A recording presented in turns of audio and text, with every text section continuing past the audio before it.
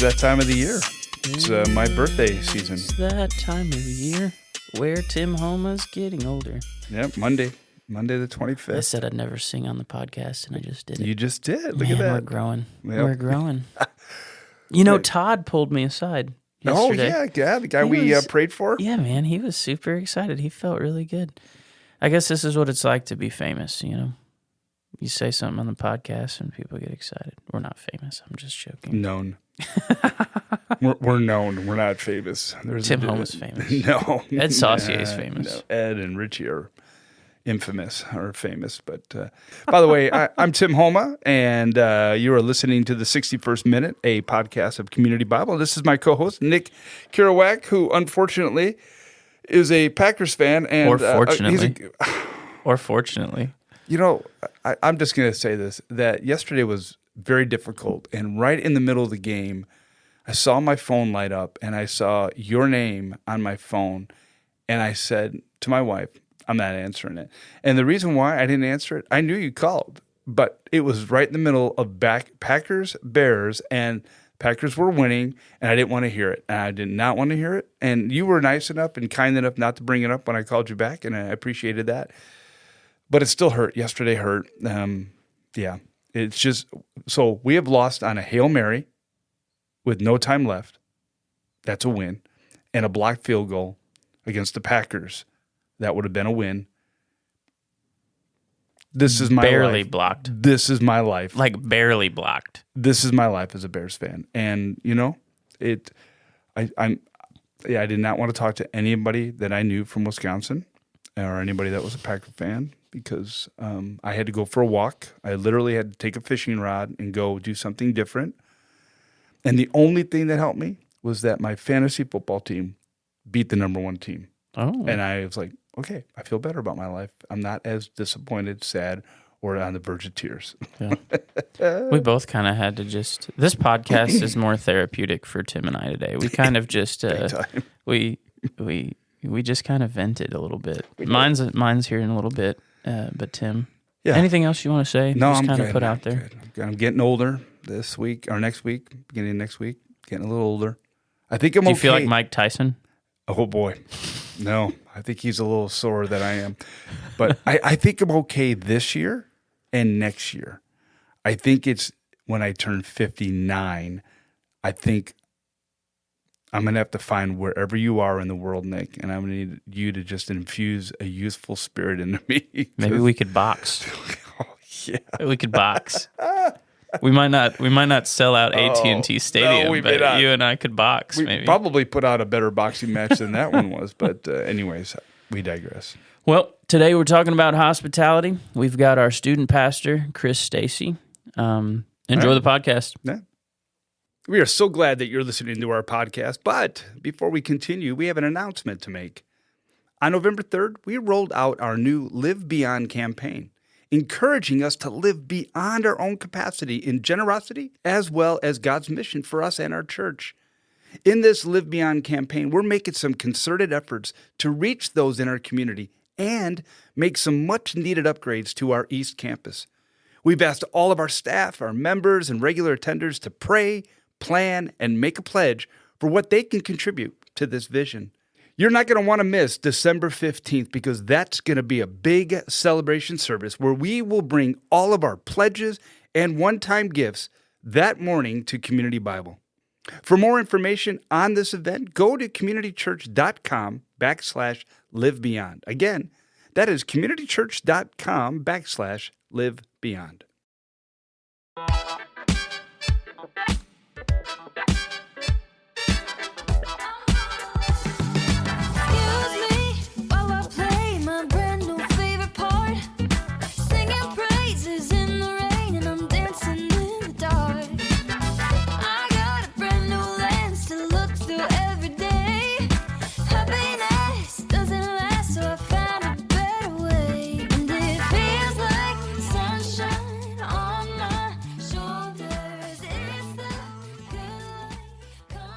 You know what I thought about this morning? What'd you think about this morning? I'm on my way to work, and a Metamucil commercial comes on the radio, and they're talking about irregular bowel movements. And I'm literally like, Here's where my mind went. You know how much setup we have to do for these podcasts?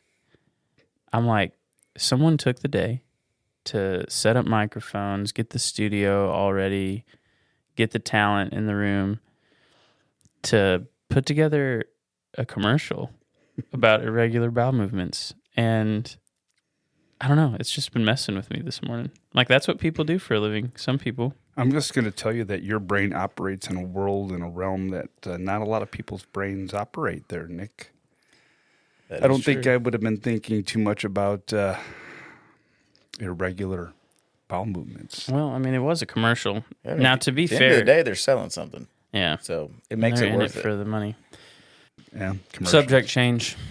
This is more so podcast to get some things off of Nick's chest. I've been asking Frankie to take me camping for 2 years. Guess who got to go this weekend? Chris. And then here's the other thing. And he's making bacon. They had videos of him making bacon. He's not even making bacon. He's flipping bacon. Like an expert. Like a pancake. Unbelievable. You know why I'm flipping bacon? Hey, I'm not ready for you yet. Second thing is this. Richie is up there on stage yesterday, and he says, I went hunting with my best friend, and I don't remember me or you, Tim, going hunting with Richie. I got invited Friday to go hunting. Oh, my gosh, of course you did. But I didn't go. Yeah, because I didn't go. Because he snubbed us. That's why. Anyway, tell us about It's your okay. camping I was in the trip, truck Chris. when he invited you, and I didn't get invited. Right. That's right. You were the truck. When I blast That's a right. goose, the first person I send a picture to is gonna be Here's Richie. here's what we're going to do. You and I are going to go hunting for geese and go camping. And then we're going to spurn them all. Yep. And we're gonna forget all their names. So we digress. How was your camping trip, Chris? It was all right. I'm not a huge camper. I did invite myself on the trip, so Oh. to be fair. Okay. You did. Because Tanner was going, I said, hey, Well, do you want somebody to go with you? I mouthed off to Frankie, so maybe I should That's okay. apologize. And the bacon, I did not want to be flipping it like that. But he said, hey, this, he had some little plastic tongs or whatever. He goes, man, I think I'm going to melt these. So I'll just flip them. I said, okay. So I'm flipping pre-cooked bacon. All we were doing is heating it up. Oh, it was pre-cooked. It was all pre-cooked So bacon. if you want to see an expert flip bacon, go to Chris Stacy's. Go to Frankie Post's Maybe Facebook. we might clip that. I'll clip that, and that'll be our promo for That'd be the good. podcast That'd this be week. good. Yeah, little Chris flippage Stacy of the bacon bacon. flipping. The bacon flip. But you didn't drop it. It was No. It looked like an expert, and you did very well. Something a little different yesterday at Community Bible East. We did more of a tag team teaching. So it was Chris and Richie. Chris, how you feel it went yesterday? You know, I think I like the approach just to change it up, which is probably, and I think certain topics can lend itself to that. Some don't. But I think as we were working on the topic, we were supposed to like co-teach it. And he's going to do half and I'm going to do half. And to me, it felt like just two separate talks. And so I proposed that, hey, why don't we do an interview style, change it up a little bit. And it seemed to go well.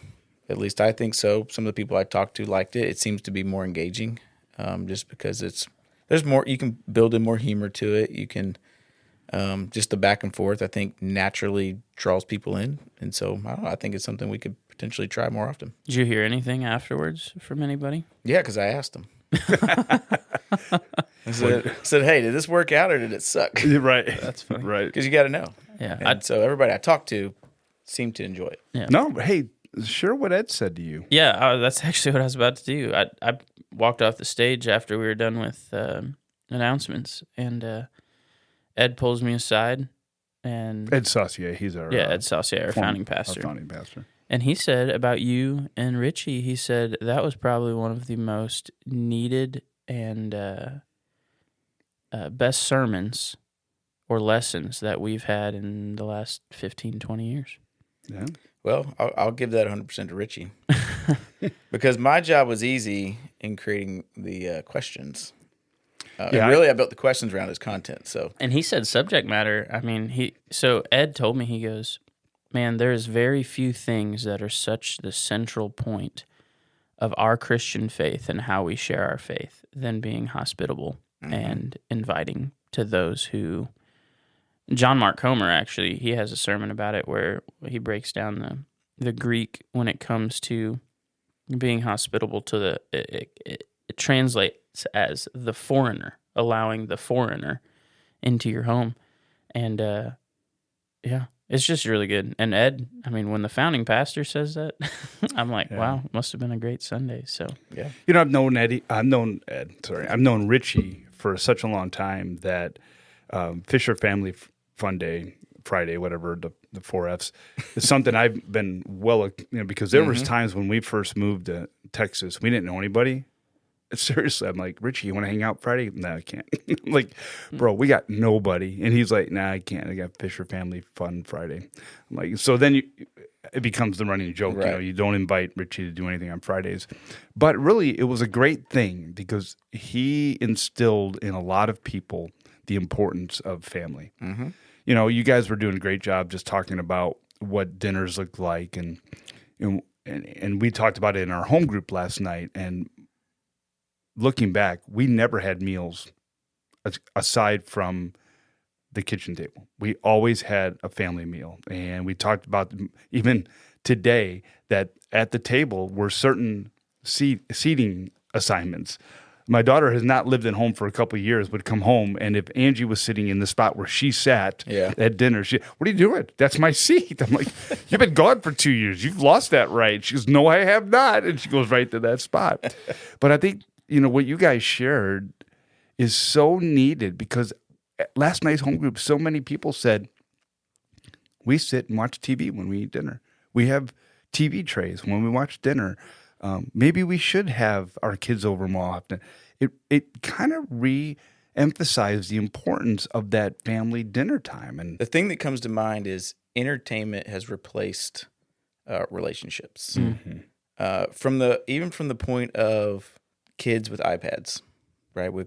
They have a term now, iPad kids and all that kind of stuff. Mm-hmm. Where instead of playing with their kids and having a good time, not that we don't ever do it, but it's just a whole lot easier to let an iPad babysit them and say, just let me do my thing, you do your thing, and everything will be great as long as you're not crying. And so we do the same thing as adults, too. We just let entertainment and watching TV replace our relationships. And so we never actually get to have good conversations or see how one another are doing. And I think it's something that we're going to have to come back to just to start knowing each other again. It was one of the things I was sitting next to Allison when y'all were talking about it first service. And we both looked at each other at the same time because we're both adamantly supportive of, hey, let's have dinner around the table. But specifically the part where Richie started discussing prioritizing it, we both felt a bit convicted because we don't do it as much as we'd like to. But ours isn't so much entertainment. It's more so, hey, dinner's on the stove whenever you get home. You make your plate, I'm going to eat now, and we just kind of break it up. But it's not so much entertainment getting in the way, but it's just my lack of prioritizing it in the schedule or the calendar to make it happen. For our family, the TV might have been on. It could have been on music. You know, you could put on Spotify on your smart TV, or if there was maybe a game on, it was in the background. But we always made certain that we sat together as a family. So there was always the four of us. When the girls were in the home, nobody ever came in, grabbed their meal. And that really goes back to my childhood too. I mean, we didn't have the TV on ever in the kitchen because there was no TV in the kitchen at the time. But we always sat down as a meal. And everybody sat at the same spot, even as a kid growing up. And I think that translated the importance of family being at the table together translates into healthy families moving forward. Just the things that you shared, Chris. What else did you share yesterday from that experience that you guys felt that were really important? Again, I just watched it this morning, so I'm kind of a little bit behind, of the importance of being together as a family. What does that translate into later on? I think the biggest thing that surprised me, because a lot of the stats, I mean, I didn't know until he was talking about them. But when he's talking about the merit scholars, right, and the single contributing factor or consistent factor among all of them is the fact that they ate together, that surprised me. And it even surprised me, like, how did they even get to that conclusion to discover, oh, they all eat family meals together? And so, you know, I don't know how in the world that correlates to you being smarter. I'd be curious on some of y'all's thoughts on how do you think having a family meal together increases your IQ or your education or your is it the way you process information because you know how to ask the right questions? I mean, what do you think it is that makes having a meal together and just having conversation make you smarter? I would guess that it refills your cup. I almost think it probably keeps you more motivated. Could you be. know? So when you're going to school or when you're going to work or when you're going, you feel that you almost feel more prepared for it. Not because of anything anyone said or because of what you talked about, but it's just because you're loved and you feel loved and supported, right? Mm-hmm. What's the quickest thing in our jobs that affects us and our productivity or our performance? Burnout. And what prevents us from getting burnt out? Not time to sometimes just to get away. But for me, it's time with Jones and Allison. Yeah. Right? So if we're continually injecting that into our daily lives, yeah, I think it doesn't just help our IQ. I just think it helps probably more rounding us as a person. One of the things, it was actually kind of cool that y'all went that direction because it was one of the things I wrote down before you got to the sit down and eat as a family. Richie was talking about how in biblical times, meals weren't there for the food, they were there for the people. Right. It was almost used as an altar, as a time to worship and to fellowship as an offering to God. And I wrote down, I said, it really is a good point because Allison and I, we strive to eat around the table. Are we perfect at it? No. But why is that desire deep within our hearts? It's not because it makes the food taste better. It's because we really just want to sit down and spend time together. Mm-hmm. So I'm a big coffee snob. Y'all know that. But if you were to ask me what was the best cup of coffee I've ever had in the world, it was when I was in Colorado 2 Septembers ago. We were sitting in a cabin that's off 50 minutes down this old dirt road, like in the middle of nowhere, no cell signal. And the coffee, I can't even remember the brand. It was some Walmart shelf coffee that wasn't that good. And we cooked it in an old school style, like in this old hunting cabin on top of the stove, the old style kettles. And when you think about it, the taste of that coffee probably was mediocre at best. But it's the best cup of coffee I ever had because of where I was and who I was with. Yeah, it's the experience. 100%. And we're coming up on Thanksgiving. And we talked about last week in our podcast about how when we get so caught up on the traditions or the food or anything like that, man, the second we screw something up, Thanksgiving's ruined. But if we can refocus our minds like how you guys were talking about yesterday, of, hey, it's about the people, man, that's hard to screw up if you're with the people you love. But anyway, I kind of pulled off subject. But no, but I think, I want to piggyback on that, Nick, because the answer to Chris's question, I think also you can't fake a conversation when you're with your family at a dinner. Yeah. So you have these people who are merit scholars and they can look back at the time that they had family meals. My family knew me so well that they knew if I was lying, they knew if I was hurting, they knew if I was going through a tough time. Those conversations happened at the meal, at the mealtime. There was genuineness, there was authenticity, there was deep conversation, and then there was times where it was laughter and fun. Sometimes it was difficult, and sometimes it was, an enjoyment. But you couldn't fake it.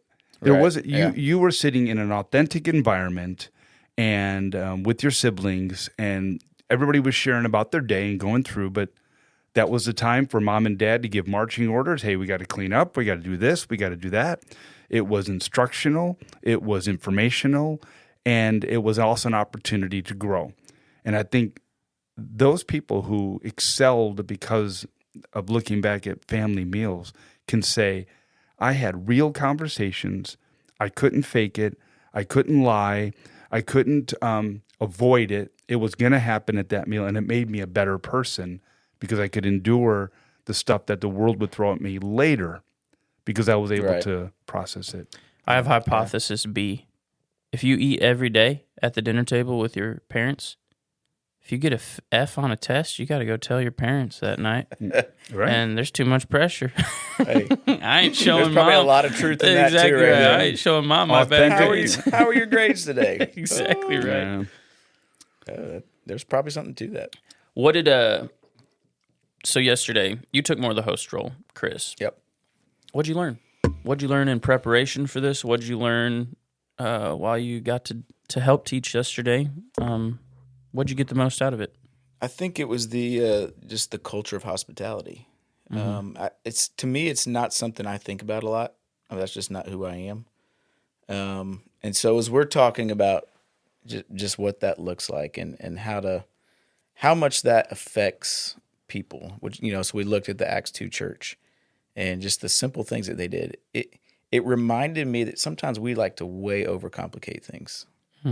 We want to, as a church, we want to program everything. We have to have all this stuff just right. And I think there's good, like we should do things with excellence. That's not what I'm saying. But we way overcomplicate things, trying to love people well instead of just loving them well. Instead of just having a simple meal or inviting somebody over, having a conversation. Like sometimes you, as a Christian, you feel like you have to take advantage of every opportunity to share the gospel or this or that. And the reality is, no, you don't. Mm-hmm. Sometimes sharing the gospel is sharing a meal together or helping them out, helping them, paint a room, or carry their couch or move furniture, or whatever the case is, doing life with people. And to me, the more we can focus on stuff like that, and I think that's why Ed said this was such a great topic, is because I think we've forgotten that. Mm-hmm. Because we want to, I don't want to say manufacture because I don't think that's the right word, but we think we have to do all these other things to make sure we're showing our faith. And the reality is you just got to care for people well. Yeah. And I would say that's one of my weaknesses. Well, the funny thing is I'm sure you've seen it in student ministry, my 9 years in kids ministry. You'd have people that, hey, I want to step in and I want to serve kids or I want to serve students, but I don't know that much about the Bible, or I don't know that much. And probably the biggest thing that I learned through my experience through Next Generation Ministry, it's one of Orange's points through our Orange curriculum. The best thing you can do for a kid and a student, show up. Mm-hmm. Show up. Yeah. Nobody's expecting you to be a theological genius or to know every single answer in the Bible. We're pastors. We don't know every single answer in the Bible. But the second you show up or you're willing to just show someone you care about them for who they are and just because they're a human being, man, that speaks more Jesus than anything else we can do. Oh, 100%. Another thing that you guys talked about that was brought up in our home group last night was what Richie's comment about how he felt that Community Bible just was not. We're inhospitable. Yes. We were kind, but not hospitable. Yes. And there was questions about that, like why did he feel that way? And I explained it this way: when you move into a small town as a pastor, small town are tight knit groups. Mm-hmm. Most of the people here have stayed here all their lives, lived here, have their relationships, and they're good. They're good with their niche. They're good with their relationships and their friendships. And somebody else comes in, that's the pastor. He'll take care of himself with him and his wife or whatever. And it becomes a difficult task because people don't think this person is coming into a new environment, doesn't have any friends or any new relationships, and they just assume that they're meeting other people. I remember I shared this last night, but when we moved to Michigan, my wife was invited to a women's event so that she could meet some of the ladies. We were new there, and there was maybe 7 to 8 women there at the church. It was a smaller town than Fort Smith. And one of the women walked up to my wife and said, "You know what? I just want to be honest with you. I don't have any room for new friends. So if you're looking for one, peace." And I mean, my wife, who I just moved from Las Vegas to northern Michigan, she had spent 30 years in Las Vegas, to Podunkville, northern Michigan, and a woman walks up to her and tells her directly, "I'm not going to be your friend." The entitlement. Like, okay. First thing I would say is, I don't want to be your friend. Yeah. But here, my wife is just, basically rocked her world and moved across the country and just wants some connections. Now, she has found the complete opposite here. at Community Bible. She said this is one of the nicest churches she has ever been a part of. The people here are over the top nice, engaging and inviting. It is a culture of invitation. And it is there is hospitality that happens here, and they're very hospitable. But we're being much more intentional. Like this past Saturday night, we took Jackie and Cedra Flake out for dinner, our North Campus pastor, and I wanted Angie to get a chance to meet them. We took William and Christy McCormick out for dinner a couple weeks ago because we just want to be intentional because that's how we are. If you don't, where do we sign up? Where do we sign up? Just my number. Give me a call. He's got a Calendly link. Got to go schedule it. Got to go my Cameo. There you go. I'll give you a Cameo and I'll talk for you. But I mean, I think that was a lot of people last night were like they were really shocked by that because if you're not intentional to engage in hospitality and in a culture of invitation, you just assume it'll be taken care of by somebody else. Yeah. You can't assume that. We've got to take care of people, and even if it's over the top or if it's multiple people, we just, that's the invitation there is just to be intentional. Chris, we'll wrap it up here. If for all the church members that were church members, regular attenders, first-time guests who were in here at East yesterday, and maybe they feel like a little conviction, like, you know what, I do need to step out and be more hospitable and do what I can just to love others. Thanksgiving is coming up. What an opportunity. If you could challenge anyone who's listening right now to, hey, don't miss out on the holiday season, what's something that they could do that would be, you think, a good challenge for them this holiday season? Just think of one family that you want to know better, or that maybe let's say they're kind of like we're transplants, right? And I'm not saying invite me. I got plans. Okay, so this is a personal invite. Chris, you want to come to Mississippi with me? So I need an invite. But I'm just kidding. But think of the people that are around you, whether it be neighbors you haven't met or whatever, and just reach out and say, hey, you want to get together. Maybe it's not for Thanksgiving dinner because probably most people have plans, but on a Monday or a Tuesday or, pick a day, but think of just one family or one couple or one person that you feel God's laying on your heart, and then just make the invite, because most of the time they're going to say yes. So maybe that's what I would do. Or maybe they don't have Thanksgiving plans, and they may not. And then invite them over. I mean, honestly, when we first simple moved as here, asking, right? That's what we did most of the time. Is we had different families that would invite us to their Thanksgiving because they knew that we weren't going back, and they knew that we didn't have anybody else. And so we would go to their Thanksgiving meals, and we did that for several years. Chris, is the Christmas tree up yet? Definitely not. It's not up yet. You invited him to be a part of this podcast. It'll ultimately come out when Tammy wants it to come out, but Christmas Eve it's probably going to be the week of Thanksgiving. Christmas Eve, because he hates the holidays. I don't hate the holidays. Don't I just like to give me appreciate all of them. You're trying to skip it. The week of Thanksgiving Trying to is skip it. He's one of those that is accusing us of skipping Thanksgiving. You don't. right. It's all encompassed. It's like the Christmas one season holiday and Thanksgiving's all in it. So do you not think Jesus is worth 2 months?